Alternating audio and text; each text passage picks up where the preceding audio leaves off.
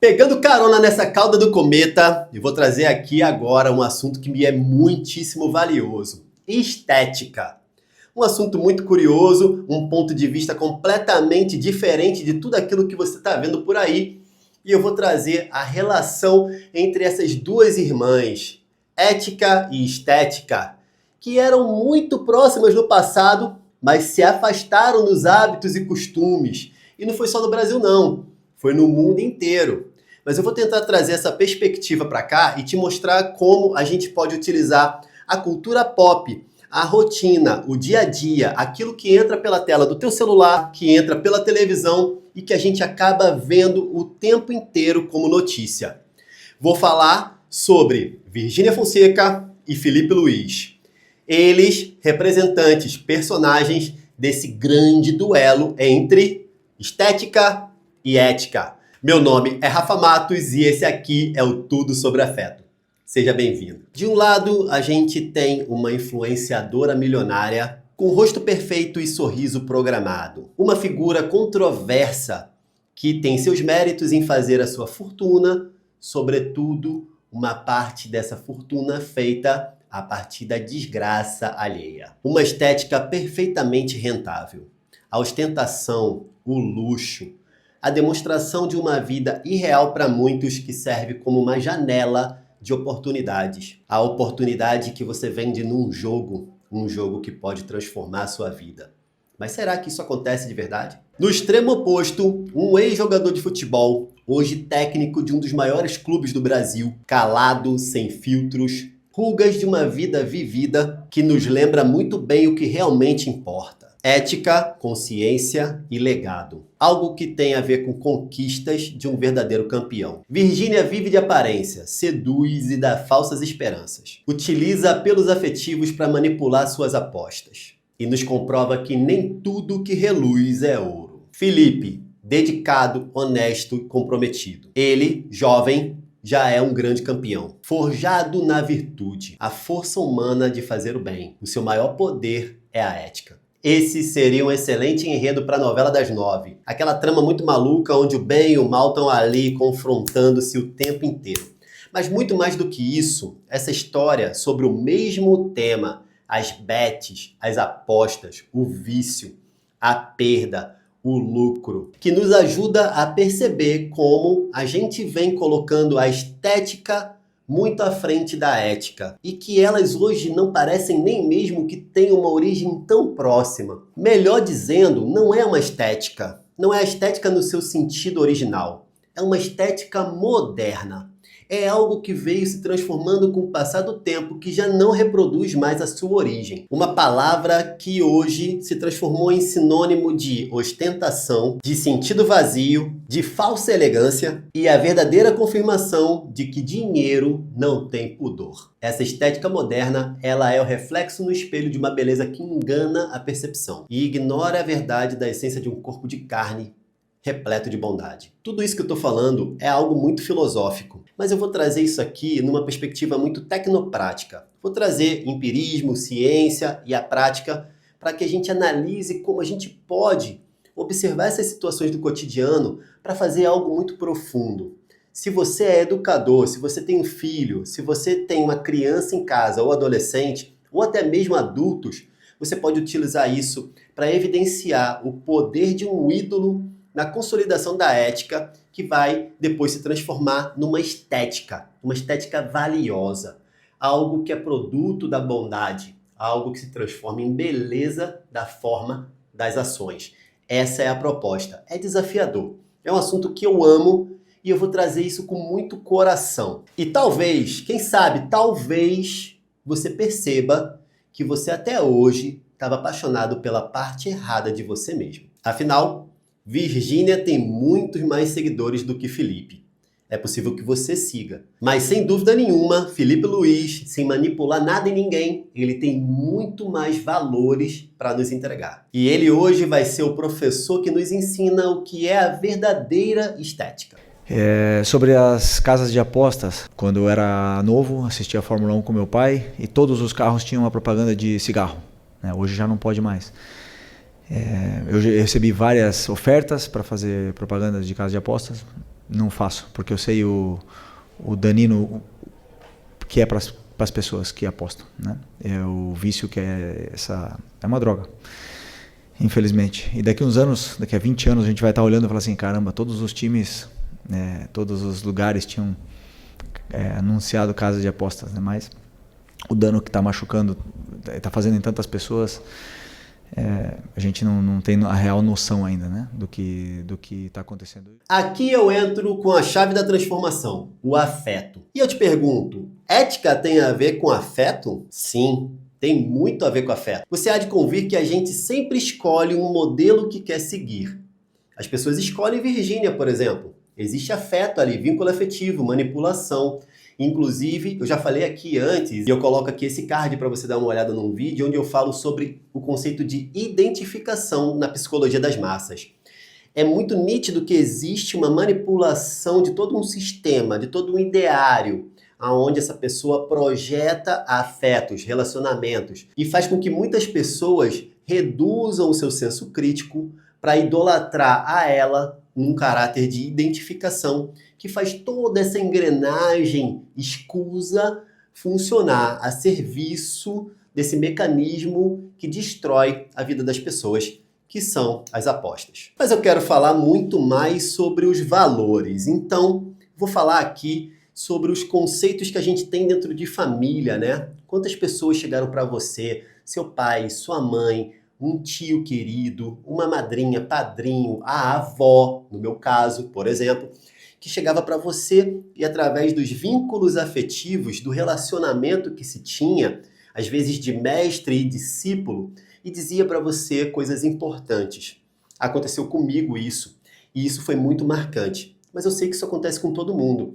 O que a gente precisa é oportunizar isso como caráter de aprendizado. Às vezes o que a gente fala dentro de casa nem sempre é ouvido. Mas se eu pego a oportunidade de um menino jovem, de uma criança, de um adolescente que ama futebol, e se ele for flamenguista, melhor ainda, e utilizar esse grande ícone, essa figura emblemática que é o Felipe Luiz, um cara sério, comprometido, que faz a sua função com exímia responsabilidade e que quando abre a boca, com poucas palavras, ele consegue falar o que é ética. Um conceito dificílimo de você definir, de você conseguir trazer para dentro de um debate. E ele vai lá e explica muito facilmente o que é isso. Então, quando você pega uma criança e mostra isso, a criança, se tiver 6 anos, ela entende. Se for uma criança de 10, entende. Se for um adolescente de 13, entende. Se for um adulto, entende o que ele quis dizer. E os dados estão aí, está comprovado. As apostas não são um bom negócio para quem é apostador. Isso aí é uma máquina de caça-níqueis para quem está dentro do sistema, como a Virgínia e muitos outros. Inclusive, tem muito atleta idolatrado dentro de sistemas como esse, favorecendo o lucro de poucos em detrimento da desgraça de muitos. Então esse é o momento de você mostrar o que é ética. Ensinar com o exemplo de um cara idôneo. E olha que ele joga num time que é patrocinado por Bet. Ou seja, isso ele tem lugar de fala. O Flamengo tem uma Bet. Isso ele tem um lugar de fala. Olha só a coragem desse homem.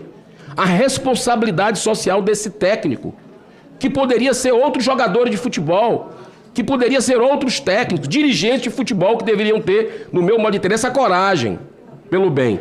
Ele disse assim, abro aspas, já recebi várias ofertas para fazer propaganda de casas de apostas. Não faço, porque sei o dano para as pessoas. A gente não tem a real noção ainda do que está acontecendo. E nesse momento aqui agora, eu quero aproveitar inclusive para falar uma história sobre a minha avó Antônia, uma referência para mim, que me ensinou muitas coisas e ela vai voltar aqui no final. Essa minha avó, ela era botafoguense. Mas todas as vezes que eu estava na minha infância, adolescência, ali ainda jovem adulto, quando morava com ela, a gente ia ver um jogo de futebol, seja Botafogo contra qualquer outro time, ou qualquer time que fosse, ela sempre falava uma coisa para mim que sempre foi linda. Ela dizia, quando o jogo apitava o seu início, ela dizia que vença o melhor. Cara, pra mim isso sempre foi muito emblemático, cara. Ela dizia pra mim que o que vale a pena é o jogo justo, é o fair play. E isso pra mim sempre foi muito rico. Naquele momento ela me ensinava valores humanos que ela não tinha nem noção do que estava fazendo. E eu acho que é isso que a gente está perdendo. E a gente tem que resgatar isso. Quando a gente vê o Felipe Luiz, esse ícone, falar sobre ética numa linguagem tão acessível, a gente precisa aproveitar isso para mostrar para as crianças quem é o modelo a ser seguido. A gente precisa olhar para isso, a gente não pode negar que é um fato, a gente não pode vencer a qualquer preço. Se a gente quiser vencer a qualquer preço, a gente está capaz de fazer qualquer coisa. E a gente não pode fazer qualquer coisa. Existe um código ético e esse código ético precisa ser teu. E vou trazer aqui uma outra história que foi muito marcante para mim. Eu, adolescente, vidrado em skate, nunca fui muito fã de futebol, mas eu era doido por skate.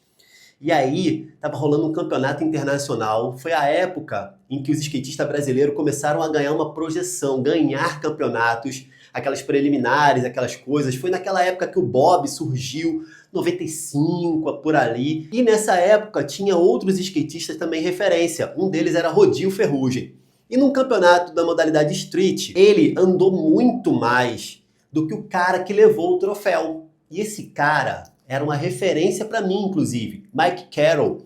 Ele era uma referência muito afetiva, porque a gente se parecia fisicamente. A gente tem um tipo físico relativamente parecido. E uma coincidência muito esquisita é que ele tem um furo no queixo igual ao meu. Então, para mim, aquilo ali eu projetava em Mike Carroll, aquela referência. Ele era um ícone para mim, ele era um ídolo para mim.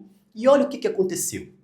Todo mundo andou lá, naquela bateria, deu o seu rolé e Rodil Ferrugem, um skatista brasileiro, casca grossérrima, ele andou melhor do que o Mike Carroll e andou melhor do que todo mundo.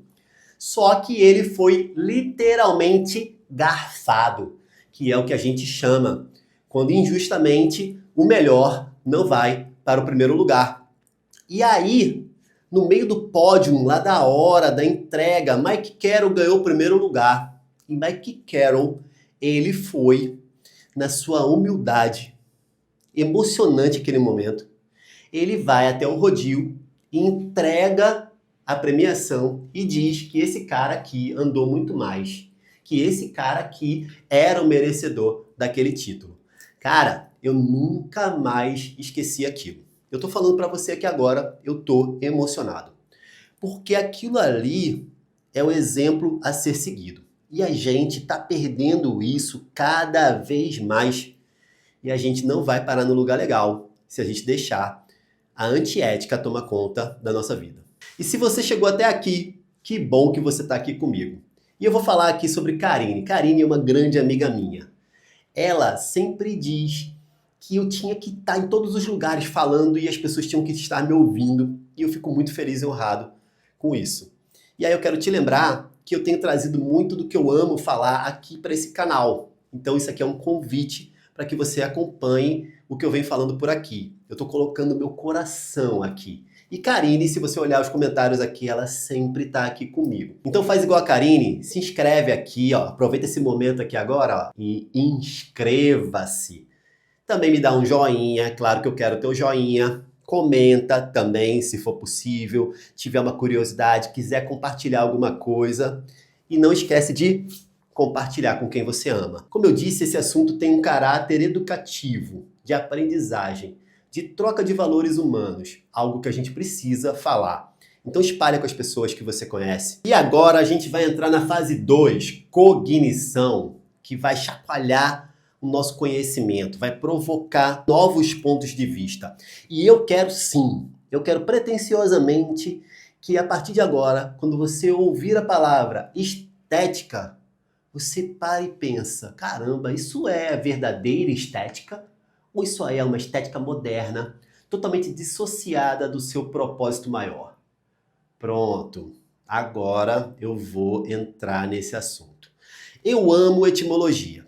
Para a gente falar sobre conceitos, filosofia, é inevitável que a gente se aprofunde na etimologia, na origem real das palavras. Estética vem de aesthetikos, do grego, e por incrível que pareça, essa palavra, ela quer dizer algo relativo aos sentidos. Isso mesmo, sentidos.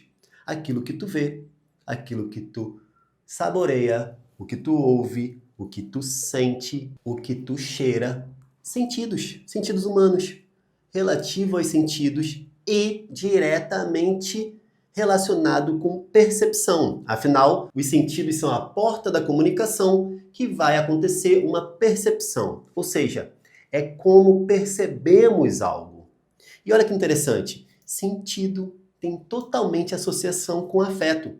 Lembrando que eu falo por aqui sempre, afeto, ou seja, afetividade é a capacidade humana de afetar-nos, de sentir, de perceber tudo isso, emoções, sentimentos, percepções, subjetivações, tudo isso está dentro do afeto. Tudo isso faz sentido, ok? Começa por aí, a estética é relativo a isso. E como eu já trouxe várias vezes por aqui, eu adoro essa palavrinha ética, que a grosso modo ela quer falar sobre costumes humanos. Mas lá quando ela surge no passado, qual era o costume humano ideal? Ser bom. Afinal, temos consciência para quê? Para nos tornar pessoas melhores. Aquele que não é melhor, aquele era considerado uma espécie de bárbaro. Era aquela pessoa que não evolui e que não tem capacidade de se desenvolver. Então a ética, ela é feita para que conduza a gente aos atributos de virtude. E a maior virtude que existe é o amor. É poder fazer o bem para as pessoas. Então a ética tem essa relação. E é agora que a gente vai olhar para a relação entre ética e estética. E eu vou te provocar um pensamento que não sei se você já teve até agora. Tu já parou para analisar como ética e estética são palavras tão parecidas e até agora tu nunca tinha visto elas juntas? Exato. Esse este da frente, ele é quase que um prefixo que dá sentido à ética que vem posteriormente. Ou seja, parece que é a exteriorização de um sentido humano que percebemos daquilo que a gente tem de bom. É isso que é estética. Não é louco? A estética é isso. Ela começa lá nesse debate ético-filosófico, lá na Grécia antiquíssima, antes mesmo de Platão, tu acredita? Sei lá, milhares e milhares e milhares de anos atrás. E lá nessa Grécia antiga, existia inclusive um binômio, ethos e estetos. Olha só que incrível. Era como se fosse uma breve tradução que a ética da alma se expresse na estética da forma. Cara, olha só que incrível. Tu já tinha olhado a estética desse jeito? Pois é, o que esses caras querem dizer é que não existe estética, não existe algo belo que não venha do que é bom. Por isso que em filosofia a gente fala muito sobre o bom, o belo e depois o produto do bom e do belo, que é o justo. É a bondade, a beleza e a justiça. E como eu gosto de dizer também, as palavras, elas surgem por motivos nobres. As palavras não são aleatórias. Você pode analisar que geralmente uma palavra ela tem um lindo significado. O seu antônimo, muitas vezes, ele só tem um prefixo que expressa a negação. E eu vou usar a elegância, que também está muito associada com estética, né? A elegância parece que é aquilo que tu veste, né? Parece que é pompas e paetês, parece que é aquilo que você esbanja, aquilo que você ostenta, aquilo que você demonstra na aparência. Mas elegância não é isso. É uma outra palavra que tem uma origem etimológica linda, nobre, relacionada também com a ética, também relacionada com a estética. Elegância vem de elegere. E elegere é escolher, né? Eleger é algo que você escolhe. E ânsia, nesse sufixo, é a qualidade de algo bem escolhido. Ou seja, elegância tem pouquíssimo a ver com o que a gente entende como elegância. A elegância é um verdadeiro sorriso. Não tem nada mais elegante que um sorriso verdadeiro, que demonstra a nobreza, que demonstra a beleza daquela pessoa que está sorrindo. Não tem nada a ver com a roupa que tu tem. É aquilo que tu é o ser ao invés do ter. E quando a gente fala o antônimo de elegância, o que é? Deselegância. Ou seja, é você retirar aquilo de bom que tu escolheu para oferecer. As palavras surgem com a beleza estética do verbo, do logos, daquilo que a gente fala. Isso é filosofia. Isso é o pensamento que está por trás desse significado que o tempo trouxe até aqui. E hoje a gente ouve qualquer coisa relacionada com estética. Estética bucal, por exemplo, porque faz o alinhamento dos dentes. Estética e beleza associada a tratamentos de pele e sobrancelhas e entre outros. E ainda tem agora a disseminação de um corpo estético. Tem os caras malhadão lá que pá, e os caras falam, você quer um corpo estético? Cara, quando eu ouço isso, mano, eu chego a me tremer. Porque toda vez que se fala estética, sempre está se colocando essa palavra de origem, de significado tão importante num balaio de qualquer porcaria que está pelo lado de fora. Não. Estética é a beleza do que tu tem por dentro. Mas já faz um tempão que ética e estética estão no motivo de briga aí. Já tem umas brigas das antigas aí. Inclusive, um mestre Platão brigou com o seu discípulo Aristóteles. Eles aí começaram a divergir e de repente foi de lá que o negócio desandou. Porque o que acontecia? Platão, um cara muito ligado na ética, muito duro na ética, um cara ali que era firme naquele lance ali de que a gente tem que ser a nossa melhor versão, que tem que ser bom, que só vale aquilo que é bom. Ele era tão chato nesse sentido, mas eu adoro ele, que ele chegava a não gostar da arte. Ele achava que a arte era uma manipulação da vida. Então ele não gostava do caráter estético daquilo que está sendo uma imitação dos hábitos que deveriam ser verdadeiros e nobres internos. Já Aristóteles, pelo contrário, ele, muito associado à ética, ele é um cara também, um clássico da ética, trabalhou a relação da ética com a estética e valorizou muito a arte. E nessa valorização da arte, seguramente ele trabalhou esses conceitos de estética que foram associados à arte e que, com o passar do tempo, hoje a estética é uma área subdividida da própria filosofia, que fala muito mais sobre arte, expressão e tudo mais, mas que está descolada, muito descolada, excessivamente descolada, em raros casos, como em Foucault, um outro filósofo moderno, aonde ele já traz uma perspectiva das estéticas da existência, que é algo lindo, muito abordado pelo Paulo Teston, que é um filósofo também bem atual, que está trabalhando hoje na carga máxima dele, está aí nas redes sociais bombando, e ele é muito inspirador para mim também. Então, ele tem até um canal aqui, eu vou botar por aqui se eu encontrar, para tu acompanhar o Paulo Teston, que as paradas que ele fala são lindíssimas. E agora a gente chega na fase 3, volição, a força de vontade de fazer. Aquele produto do que tu sentiu, pensou e agiu. Agora eu vou trazer uma forma prática da gente olhar para a vida pensando em como a gente poder entregar aquilo que é ético, estético e justo para nós mesmos, para o próximo e para todo o nosso entorno. Então a gente hoje vai fazer uma relação tríade entre afeto, cognição e volição e ética, estética e justiça. A gente está chegando num objetivo.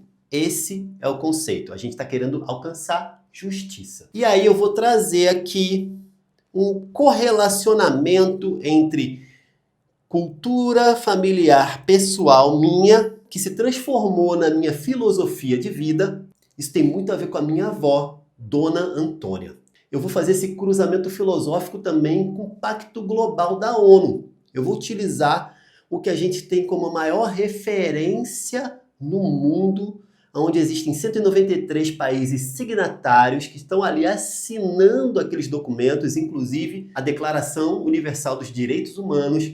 E a partir disso, eu vou trazer um resumo de como a gente consegue colocar isso em prática de forma muito simples. E a gente vai ver no final das contas como a gente jamais pode apostar na desgraça alheia em nome de dinheiro, o que foi o início de toda essa explanação ética-estética. Pronto, trago aqui a tríade da Dona Antônia. 3 frases que formaram o meu caráter. Primeira, não faça para alguém aquilo que você não quer para você.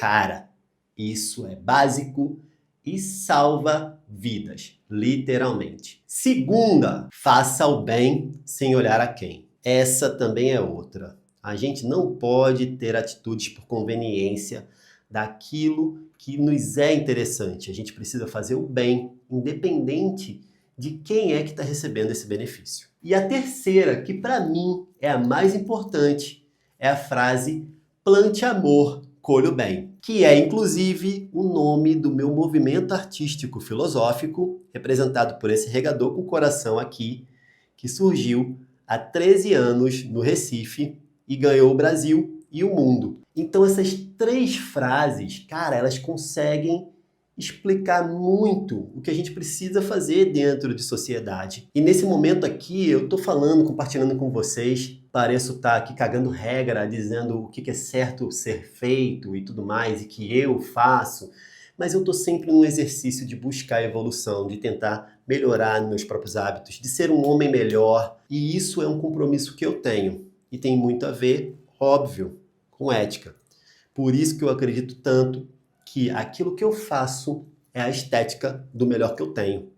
E é por isso que eu gosto tanto dessa palavra original, claro, estética. Mas aí eu trago o Pacto Global, a ONU, a Organização das Nações Unidas, a Declaração Universal dos Direitos Humanos. E falando em ONU, a gente está falando também sobre os Objetivos de Desenvolvimento Sustentável, os 17 ODS, que prevê práticas para que a gente chegue a cuidar melhor das pessoas, preservar o meio ambiente e gerar economia ética e justa. Então, quando a gente fala em economia ética e justa, seguramente a gente está tirando dessa economia as apostas, as bets, essa desgraça na vida das pessoas. Entendeu onde eu quero chegar? Se a gente quer uma sociedade mais igualitária, se a gente quer respeitar os direitos de todo mundo, as questões antirracistas, as questões homofóbicas, o respeito aos LGBTQIA+, a gente precisa olhar atento para isso tudo. Se a gente quer respeitar a diversidade alheia, a cor de um, o cabelo do outro, a tipicidade ou não de um cérebro, a gente precisa olhar para essas questões. E a gente precisa ter um compromisso de redução das desigualdades. Isso aí é um dos ODS, ODS 10. Existe também o ODS 5, que prevê igualdade de gênero. O ODS 3, que luta por mais saúde e bem-estar. O ODS 4, que preserva a educação de qualidade. E assim, 17 ODS para a gente poder manifestar melhor o nosso amor em direção à paz. Porque esse é o grande objetivo da ONU, promover a paz. E a paz é muito boa como resultado. É um resultado de ética, estética e justiça. Esse foi o grande conceito que eu trouxe para cá. Espero que você tenha gostado bastante. Eu fiz de coração, traz um monte de filosofia aqui. Eu tentei fazer isso de uma forma gostosa e que também pudesse ser vista como um caráter prático. A oportunidade de aproveitar o Felipe Luiz como um ídolo é incrível para que a gente possa provocar a ética nas pessoas. E aí, se você chegou até aqui, acredito que você tenha gostado bastante disso aqui. Então, lembra da Karine? Faz igual a ela. Se inscreve, vem pra cá, fica aqui comigo, pra gente poder construir o Tudo sobre Afeto juntos. E para encerrar, uma frase que é muito importante para mim, que a ética da alma se manifeste na estética da forma. Plante amor, colhe o bem, sempre. Porque nós somos eternamente responsáveis por tudo aquilo que plantamos. Até o próximo vídeo.